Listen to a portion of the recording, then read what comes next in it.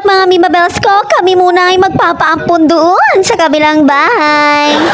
Charis lang mga Mima. Actually, pumunta lang kami doon para naman maiba man lang ang aming routine sa buhay. Ayun nga, at binitbit pa talaga ng Kuya Sander yung truck-truckan ng Bebo. Para naman doon pag nandun kami sa bahay nila Mother, mabait lang doon si Bebo. No, mamati ka Kuya Sander. Medyo nakakainip na rin kasi dun sa bahay mga Mima, kaya ayun, nag-alsabalutan muna kami for a while. Isinara ko muna ang aking mini store at pupunta muna kami kila Mother para tipidity din. Charis! Nagdala na nga ako dyan ng isang bag mga Mima. Naglagay na ako dyan ng gatas ni Bebo, ng damit ko at ng damit ng aking dalawang Junakis. Oh, Jiva, talagang wala na uwian to, hanggang gabi na kami doon. Wow. Hayan nga, habang ako'y papunta doon kila Mother, meron pa ako nakamaritesan dyan ng bongga. Actually mga Mima, super aga pa lang yan. Siguro mga nasa 8 a.m. in the morning pa lang yan. O, Jiva, ang aga namin talagang pumasyal. Nataon din kasi mga Mima na si Papa umuwi rin. Kasi nga, di ba, may long weekend. For sure ka ako may dalang isda yun. So, makikikain muna tayo sa kabila, bongga. Nice! Hayan nga si Bebo tsaka si Lolo Bano nga, naabutan pa namin dito sa daanan. Kanina pa umalis yan mga Mima, nauna sila sa amin. Paano naman do kasi itong si Bebo kapag may makita lang na kung ano, talagang hihintuan at hihintuan niya. At ayan na nga mga Mima, nandito na rin kami sa bahay. Naabutan namin si Mother Susan na nagwawalit sa kanilang bakuran. Nakakaloko nga si Bebo mga Mima, imbis na kay Mother siya dumiretso at mag-blessos ko po, doon dumidiretso sa ref ni Mother. Kaloka. O Jiva, alam niya na kung nasa ng pagkain. Ayan nga, kinukulit talaga ni Mother na mag-bless sa kanya si Bebo. Kaya ayan, sinundan niya pa talaga hanggang loob. Pero ayan si Bebo talagang hindi namamansin. Masayang masaya na naman niya si Bebo for sure mga Mima. Kasi ang aga-aga nasa lakwatsahan kami. Sabagay, every morning naman talaga mga Mima ay nilalabas talaga siya ng lolo niya. Pero ngayon, kakaiba dahil maghapon kami dito, o Jiva. Sobrang hyper nga dyan ni Bebo mga Mima. Sana lang mamayang nap niya ay talagang matulog siya. Kasi for sure mukhang maglalaro lang to. Akala nga namin doon siya sa ref ni Mother didiretso. Pero hayan, mukhang nahiya ng bahagya si Bebo. Naglaro-laro muna mga Mima. Mamaya-maya pa yung pupunta sa ref. Tinitignan na nga lang siya ni Mother dyan. Paano nga akala niya didiretso sa ref. Pero nagulat kami at hindi siya doon dumiretso. Ako naman dyan mga Mima, dumiretso naman ako sa kusina para naman tignan kung anong meron dito sa kanilang kusina. Wala naman akong bala kumain mga Mima, pero i-check lang natin kung anong ulam nila. Ganun. Upon checking mga Mima, ito ang aking nakita. Adobong sito na napakaraming sahog na chicharroners. Ayan nga't mainit-init pa, halatang kaluluto lang. Pero hindi tayo for the heavy breakfast. Kaya ayun, nagtimpla lang ako ng aking kape and then kinuha ko ito sa ref, itong graham cracker nila. Sus ko po, napakatagal na nito doon. Uubusin ko na. Hindi rin kasi mahilig sa mga ganyang biskwit-biskwit si Mother mga Mima. Ako na nga lang din talaga nakaubos yun pa konti-konti mga Mima every time na ako'y makikikoffee dito kila Mother. Fast forward na tayo mga Mima sa sobrang kabisihan ko. Ayan, Diyos ko po, hindi na ako nakapag-film. Heto nga't nagtotoo si Mother ng tinapay for our merienda. O Jiva, almusal to merienda agad. So yung ibang tinapay mga Mima, pinalamanan ni Mother ng cheese, and then itong iba naman pinalamanan niya ng hotdog and egg. At ayan nga, muntik pang na-cremate. Hagardo versosa ng peg ko dito mga Mima, kasi anong oras nito? 4 p.m. na yan. At ayan nga si Bebo kagigising pero nagmumuryot. Hindi na rin ako nagtataka mga Mima kung bakit ganyan ang mood ni Bebo. Kulang sa tulog yan. 1 hour lang kasi ang naging kanyang nap time. Masyado din kasi nag-enjoy sa paglalaro si Bebo mga Mima. Sa pilitan ko na nga lang din na pinatulog yan kanina. Pinagalitan ko lang kaya natulog. Pero ayan, naka 1 hour lang siya ng tulog. Kaya bitin ang kanyang sleep time. Oh no!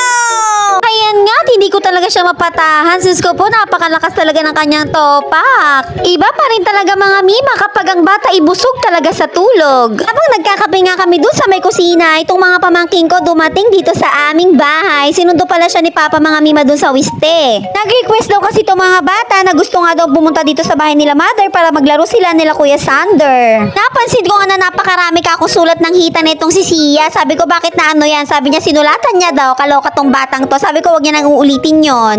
Sinabi ko nga sa kanila dyan mga Mima na lumabas sila. Doon sila maglaro. Hindi yung nandun lang sila sa loob at nagsi-cellphone. Sus ko po. Ako magtakbo-takbo kayo doon sa labas para pagpawisan kayo. At ayan, sumunod naman sila. At ito nga si Bebo na malakas ang topa kanina. Ngayon, good mood na siya kasi nakita niya yung kanyang mga ate. Mahilig siyang laruin ng mga ate niyang yan. Kaya hayan, for the laro na ulit ang person. Bali 5 pala sila magpipinsan mga Mima. Bali yung 2 kong anak na 2 lalaki and then 3 babae naman. So sa kanila may pinsan na Kuya Sander ang pinakang head. And then si Bebo naman na pinakang bata. Sabi ko nga sa inyo mga mima, itong mga pinsan ng aking mga Junaki, si paborito nilang alagaan si Bebo. Siguro dahil nga mahalaki ang kanilang agwat at si Bebo ay baby pa. Ayan nga, at isasama nga sana nila si Bebo para bumili dun sa may kabilang tindahan. O Jiva, may tindahan si Mother pero doon sila sa kabila bibili.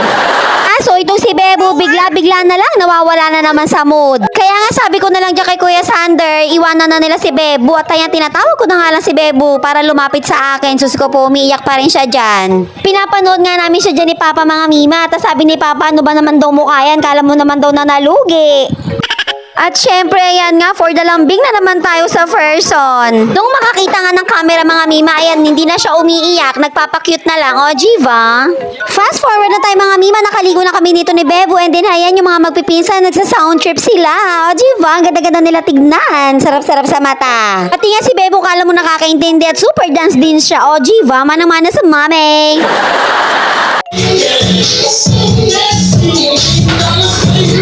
Napakahirap hulihin itong mga pamangking ko sa pagsayaw mga mima kapag hindi ako nag-video. Sige ang sayaw nila pero pag nakikita nila nag-video ako, sus ko puminto sila sa pagsasayaw. Sayang, ang gagaling ko naman nila sumayaw dyan. Mukhang nahihiya pa sila sa akin mga mima, kaya nga sabi ko huwag kayong mahihiya, sayaw lang kayo.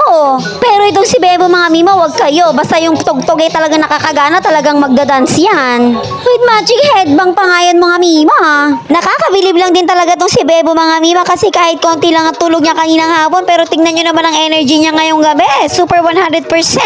Wow. Napakalakas din talaga magubos ng energy ni Bebo mga mima. Kaso nga lang ang pangit sa kanya kapag sobrang napagod siya, talagang minumuryot niya. Sa sobrang pagka-hyper niya nga dyan mga mima, kahit napainom ko na siya ng gamot para sa kanyang sipon, hindi talaga siya dinarat na ng antok. Kaloka. Ayan nga, super dance talaga siya dyan mga mima. Ito ng mga pinsan niya, sumasayaw nga rin. Pero pag nakikita nila na talaga nag-video ko, tinitigil nila yung pagsasayaw nila. Mabilis na nga ako mag-video niyan mga mima, pero mas mabilis silang umiwas sa camera, kaloka. Kahit nga nung sabihin ko sa kanila na wag silang mahiya sa akin, basta sumayaw lang sila, walay pa din mga mima, super iwas pa rin talaga nila sa camera. Ang gagaling pa naman nila mga mima, yung mga pinapatugtog nila, yung mga sikat sa TikTok, lahat yun alam nila yung dance step, mas magaling pa sila sa akin actually. Sayang nga lang at nawala sa isip ko na ayayin silang mag-TikTok. Sa bagay, marami namang next time. Yes! At hindi rin naman nagtagal mga mima, tinawag ko na rin yung mga bata. Sabi ko punta na sila sa kusina at kakain na sila ng dinner. So ang ulam nila for dinner is fried chicken. Binili na lang namin sa labas yan mga mima. Actually dapat ipagluluto ko sila niya ng fried chicken mga mima. Kaso nga lang ewan ko ba kay father, yung luto naman na yung binili nila mas pabor naman sa akin. Hindi din ako napagod. Charis! At ito na nga bang sinasabi sa hula. Syempre meron kaming set dyan mga mima, with family lang din naman. At ayan nga si Tita Messi, ka-join namin siya for tonight. So for our pulutan, dala-dala yan ni Father from Manila pa. 2 bangus, nagpaihaw siya ng 2 bangus sa aking biyanang lalaki. O, Jiva? Actually, tinanong ko talaga si Papa niyan mga mima. Sabi ko may dala ka bang isda dyan na pwede nating pulutan? Sabi niya meron na yan, 2 bangus. O, di go! Iset na yarn. At syempre, walang bago mga mima, tayo ang mauuna sa tiyan ng bangus. So excited! Woo! Napakasarap nga nitong bangus mga mima. Napaka-perfect ng kanyang pagkakaihaw. At nakikita nyo ba yung belly neses ko po? What a perfect bite! Charis! Oh, Jiva, talagang nauna ang pamumulutan mga mima. Bago ang unang taga, ikaw lang sa kalam mimilin. Charis! Ganun talaga mga mima. Syempre dapat may laman ng tiyan bago tayo siya. Charis lang. Hindi, busog naman ako niyan mga mima. Di ba nga kanina nagmerienda ako? Medyo naparami kasi merienda ko. So okay na yun. Di na ako nag-dinner. Hindi na ako nag-dinner mga mima kasi imumukbang ko yung bangus. Charis! Ayan nga, si Tita Messi, meron siya ka-video ko. Sabi ko sa kanya, tama na yan, syumat ka na. At syempre, hindi rin nagtagal mga mima. Dumating na rin ang aking biyanang babae. Chinat ko siya mga mima, sabi ko, ma-shot tayo. Punta po kayo dito sa bahay. Shot tuloy dinner na rin yan mga mima bells. O Jiva, ganyan lang naman din kami magbanding mga mima. Simple lang. Totoo pala talaga yung kasabihan na kapag tumatanda ka na or nagmamatured ka na, okay na sa'yo yung ganitong simpleng harapan with family. But of course, I'm still thankful kasi meron pa rin naman akong masasabi na kaibigan. Kaso nga lang yun nga, hindi na kami yung katulad ng dati. Katulad ng dati na every other day nagiinom. Shoutout sa'yo, Erica Paula. Charis! At ayan nga, sus ko po, tumagay ako mga mima, pero yung tubig ko biglang nawala. Kaya ayan, for the hanap ako ng tubig. Hindi ko malulunok yan ng walang tubig. Ako nga palang nagayang mag-shot dyan mga mima, pero si Papa nagpainom dyan. Thank you, Father, sa iyong paset.